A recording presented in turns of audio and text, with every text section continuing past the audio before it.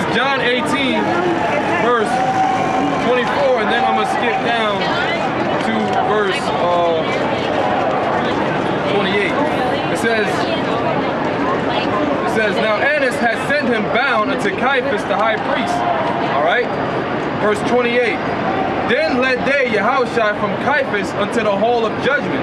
Meaning Caiaphas didn't try to deliver him out of that. Although he knew that he was supposed, that he was the Messiah, he didn't deliver him because he was wicked. He wanted to keep his position. That's right. And it was early, and they themselves went not into the judgment hall, lest they should be defiled, but they might eat the Passover. So there you go, man. That's one of the examples of those niggas back then. All right, that believed, that knew deep down that he was the Messiah, but didn't give a damn. All right, they'll do anything to keep the Lord from having his rightful position. 1 Corinthians 1:27. But the Most High chose the foolish things of the world to confound the wise. Right, so the Most High had chosen the foolish things of the world to confound the wise. Now to the world, we're considered to be fools. And but guess what? We that consider to be fools, we understand the scriptures. We could go up and down through the scriptures and break down every verse through the spirit of Yahweh Shem Yahushua. Whereas a pastor or priest, whatever you want to identify himself, he can't break down these scriptures. Because when he acted on the deep things of the scriptures, the only thing to say, well, the book was sealed. But I tell you, who's that? Revelation, the 5th chapter? The seals was loose. Yahushua went to the spiritual world, and the Most High gave everything under Yahushua's subjection. And the understanding was released. That's when Yahushua rose up. It said what? Then he opened their mind, like what verbatim, they might understand the scriptures. Because when he died, he went to the spirit world, broke the seals, rose up, and then he opened their minds. That's right. What the hell is wrong with you people, man? You don't read the Bible? Back in 1 Corinthians 1:27. They do, but they might read it, but it's not given unto them. That's why scripture says that they tell you to be a snare. That's right. Yeah, they don't got it. They weren't giving it. The spiritual eyes are closed. They're like spiritual Helen Kellers. Now that's why the scripture says that they tell you to be made a snare. Because even though they go into the scriptures, they can't get the spiritual understanding because the Most High didn't give it to them. The Most High opening up to his elect. But the Most High have chosen the foolish things of the world to confound the wise. And the Most High have chosen the weak things of the world to confound the things which are mighty. Right. And we're looking at that as if we're weak. But guess what? The Most High can use us to confound so-called scholars. The Bible looked at us being foolishness, but the Bible can confound the so-called wisdom of this world. That's right. And the Most High sending signs. The Most High, like this one day they had a solar eclipse. And the scripture speaks about in Acts 2:20. It speaks about before the dreadful day of the Lord, they're gonna bring forth signs in the skies. It speaks about the sun.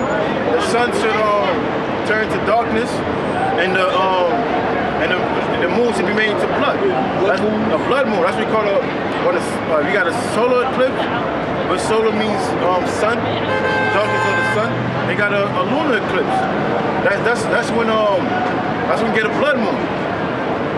So the Most High sending signs.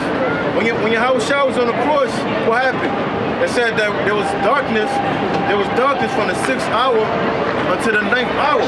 So if you convert it to today's time, that was from 12 noon to 3 o'clock in the afternoon. So it was a solar eclipse for a couple of hours. And the Lord's gonna do that again. See, it was like a couple of minutes of solar eclipse. But the Most High gonna have it for hours. So that's the Most High saying that he's gonna bring death and destruction. It says, verse 28, in base things of the world and things which are despised hath the Most High chosen. Right, and we're despised. We look down upon it. But the Most High had chosen us to bring out this word, because each brother that teaches is a vessel. He's a vessel to bring out this word. And the Most High has different brothers to bring it out differently, to bring, you know, certain brothers that's of their life. Okay? Yea, and things which are not, to bring to naught things that are. And this word is looked at as if it's not, like it's nothing. Right? And yea, things which are not, to bring naught or to nothing things that are. So things that are in this world, he uses the scriptures which look at as if it's not, that it's not even real, to bring to nothing the things which are actually before you. Think about it, the Bible look at it as if it's taken for naught. Nobody pays attention to the scriptures. But the Bible's going to bring to nothing all of the things which are around you. This whole thing.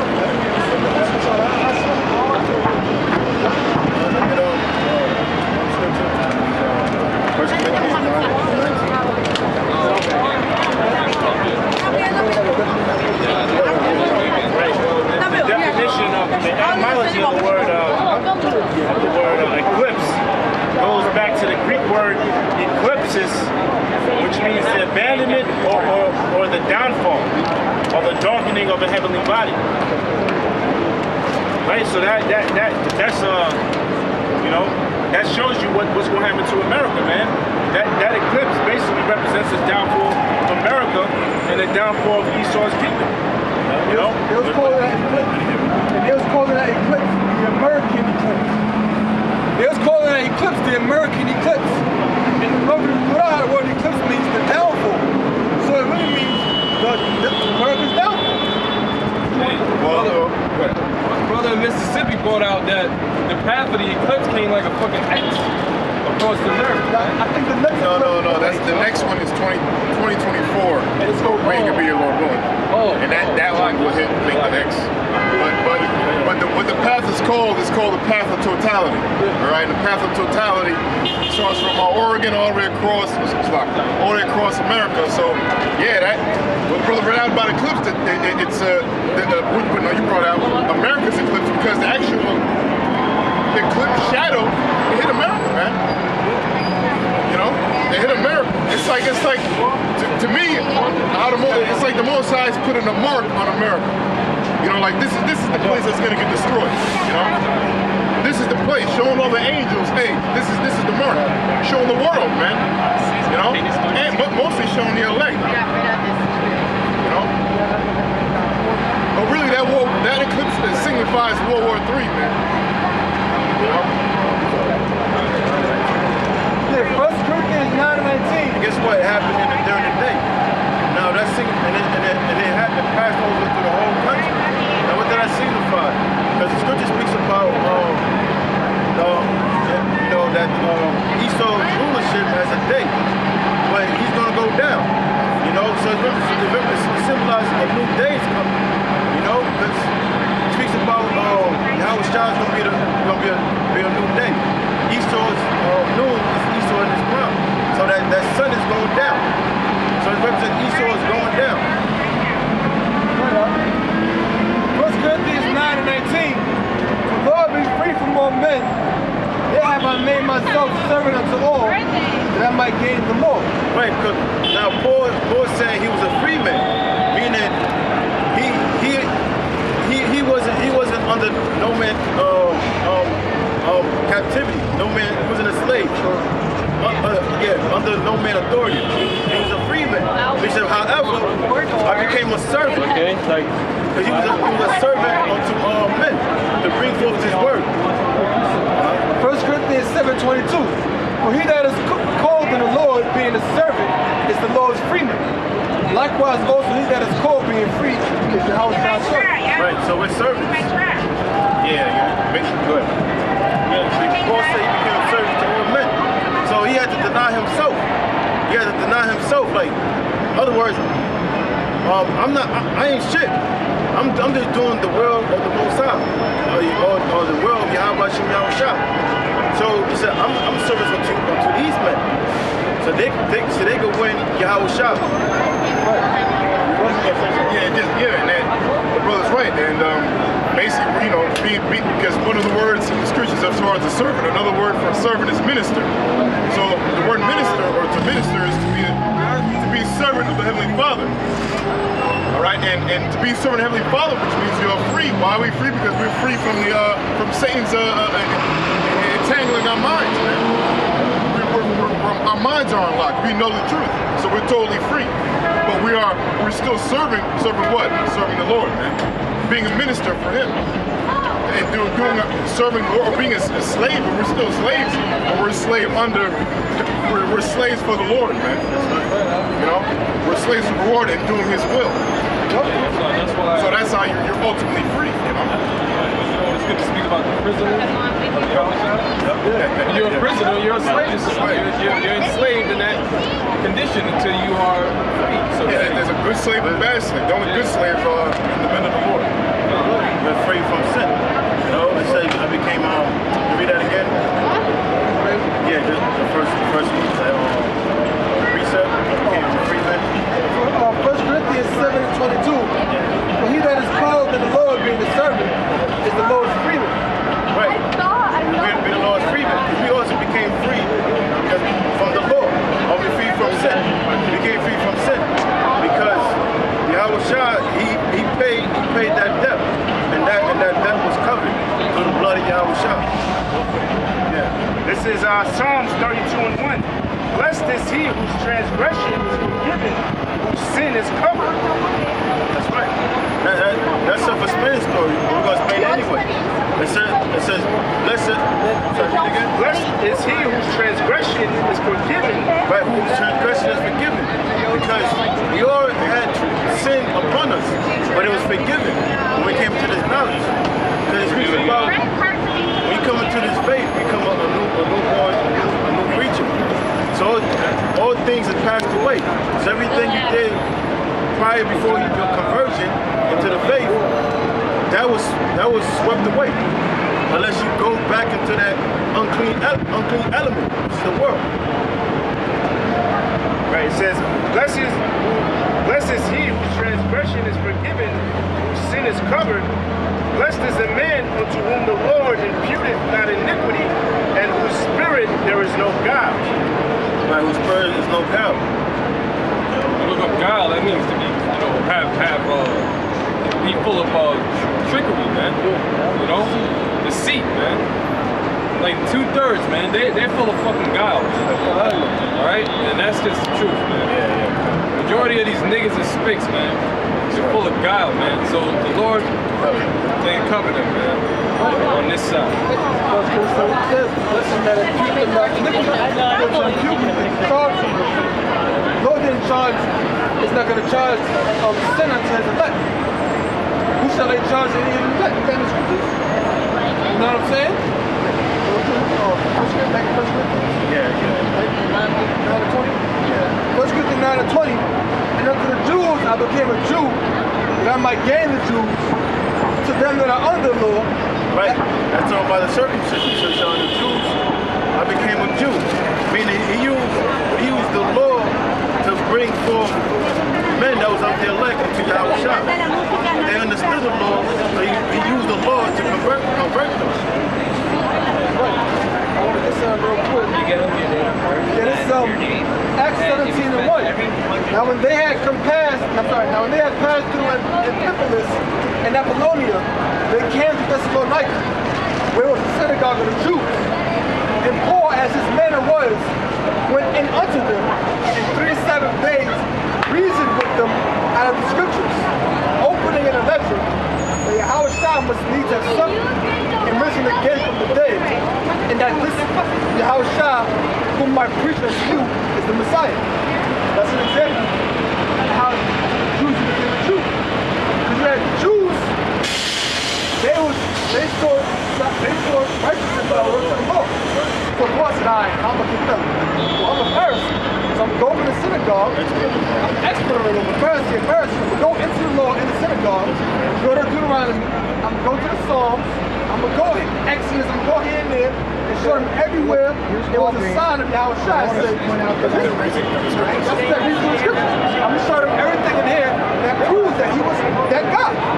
And then to the Gentiles who didn't seek righteousness by the law, he said, well, I'm going to go to them by what? By faith. Remember, your forefather Abraham was just by through faith, right? Yet not being under the law. That same thing 28, verse 22. And we desire to hear of thee what thou thinkest, for as concerning this sect, we know that everywhere it is spoken against. And when they had appointed him a day, there came many to him into his lodging, to whom he expounded and testified the kingdom of the Most High, persuading them concerning Yahushua, both out of the law of Moses and out of the prophets, from morning till evening. Yeah, like the brother already stated, like the Jews or the circumcision, they saw righteousness by the law. So therefore, before he used the law to convert them. That's it, man? So let's go back. Alright, 1 Corinthians 9:21.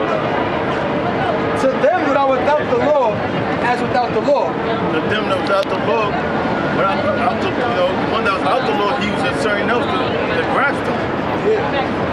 Being not without the law to the Most High, but under the law to Yahushua, the law of faith. That I might gain them that are without the law. To the weak became I as weak, that I might gain the weak. I am made all things to all men, that I might by all means save some. Yeah, so that's the point. Paul became all things to all men. So that he may win some unto Yahushua. So it's like, let's say a person's into sports, you find somewhere into sports and convert them. Just by finding whatever. About the boxing, That's Paul said, I fight, but not want like beat a bear. Exactly. Because boxing is a popular thing. Like tonight is the Mayweather McGregor fight. Now, a person that know anything about the Bible, Israel and Esau, you may use that to convert them. And see, the scripture talk about Jacob and Esau, so-called white man, and so-called black man, fucking white man, so-called black man, and how they fought. And you might use that to the so-called Mayweather fight and McGregor, bring him to Jacob and Esau. For us, some brothers believe that Conor McGregor is Jake. Now, if you don't believe it, most time ain't gonna destroy you. Yeah. You don't gotta believe it. You're just using that as an example. Yeah, we got appearance of a so-called white man. Exactly. You can say, what, that shows you it's like fun. Look how outlandish he is. Look how outgoing he is.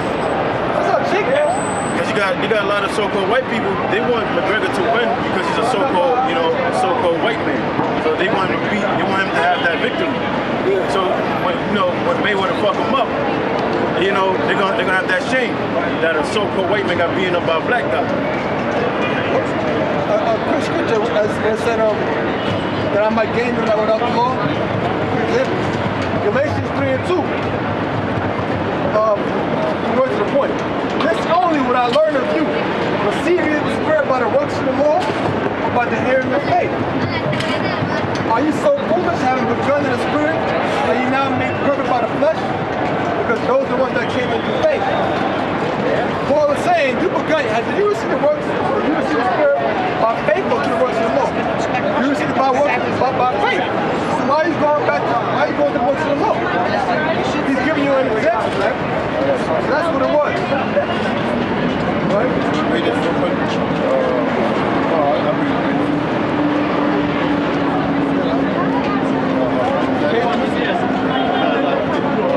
This is the book of Hebrews, what chapter is it?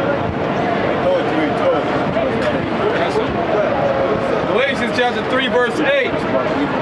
All right, once again, regarding this topic of, the whole Israelite, foreigner, and the Gentile and Jew thing, all right, which brother's going into it about the history, dealing with Paul's aspect of things, and what Paul went through and what he did to gain the proselytes and the souls of different Israelite foreigners that he was sent out to. Galatians 3:8. And the scripture foreseeing that the Most High would justify the heathen through faith. The scripture foreseeing that the Most High would justify the heathen through faith. Who are these heathen? Israelite foreigners, man. Not by flesh, right? By faith, man.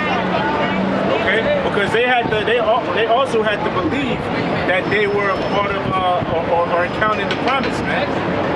You know, not by what the Jews sought out of as far as keeping the law and following the law, because it also tells you in Galatians that if Yahweh Shai,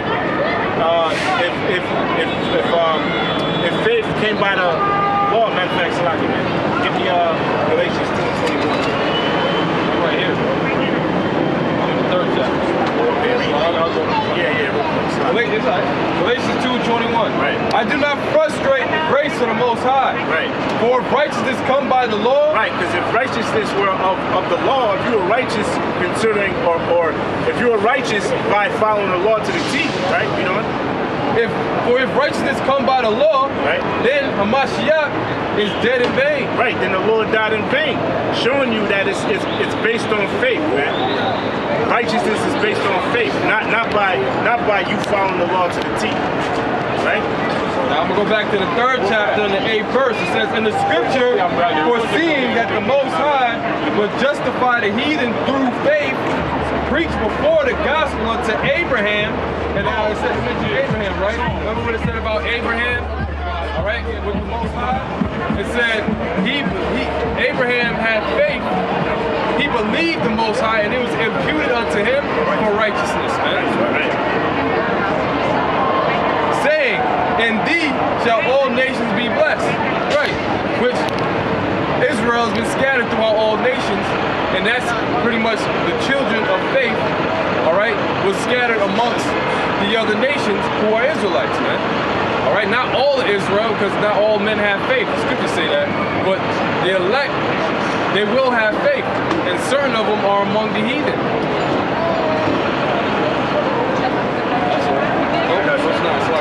So then they which be of faith are blessed with faithful Abraham. All right, this is Hebrews 3, and let's start at 18.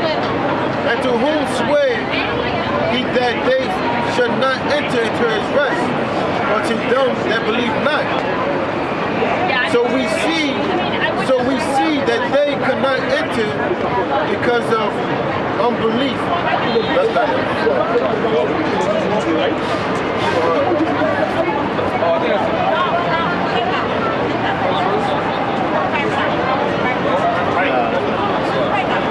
Even the word ethnos in Galatians, the 3rd chapter, goes back to the word. I'm sorry, goes back. The word nation goes back to the word ethnos, which means a specific tribe or group of people, which means what? The Israelites.